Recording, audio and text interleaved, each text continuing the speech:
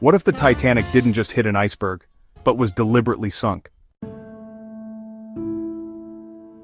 The RMS Titanic, hailed as the largest and most luxurious ship of its time, tragically sank on April 15, 1912, after striking an iceberg. Over 1,500 lives were lost, making it one of the deadliest commercial peacetime maritime disasters in modern history. The official explanation is widely accepted: a fatal encounter with an iceberg during its maiden voyage. But for over a century, some have whispered a different story. A story of power, money, and murder? Let's start with J.P. Morgan, the powerful American banker and financier. He funded the Titanic's parent company, the White Star Line, and was instrumental in the ship's construction. Strangely, Morgan was scheduled to be on board the Titanic but canceled his trip at the last minute, citing vague business reasons. Just a coincidence or something more?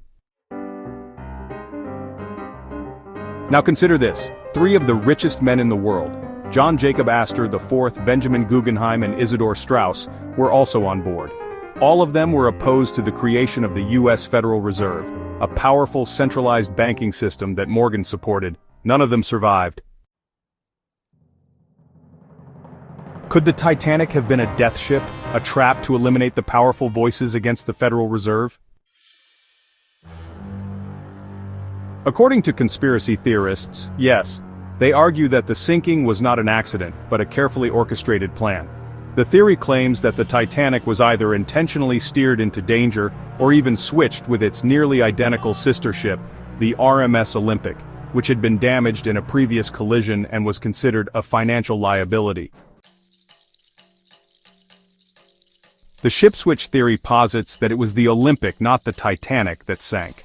This theory gained traction when researchers noticed inconsistencies in the number of portholes, floor plans, and photographs taken before the ship's departure. Was the Olympic disguised as the Titanic in an elaborate insurance scam? If true, this would mean the entire narrative we've accepted for over a century is a lie, a cover-up involving the most powerful financiers of the early 20th century. But critics of the conspiracy point to the overwhelming physical evidence of the Titanic on the ocean floor. The wreck has been explored, photographed, and documented. Artifacts recovered from the site match the Titanic's construction, not the Olympics. Could all of that be faked? There's also the issue of logistics. Pulling off such a massive deception would require hundreds of crew members, shipbuilders, and officials to remain silent. And after all these years, no definitive proof has ever surfaced. No deathbed confessions, no secret documents, just speculation.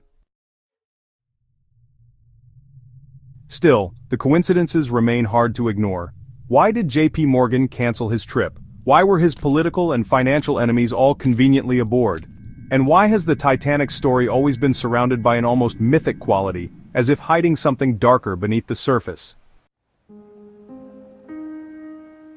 Whether the Titanic's sinking was a tragic accident or a calculated act, the story endures. Not just as a maritime disaster, but as a symbol of human ambition, hubris, and perhaps hidden agendas. Because in history, not everything is as it seems.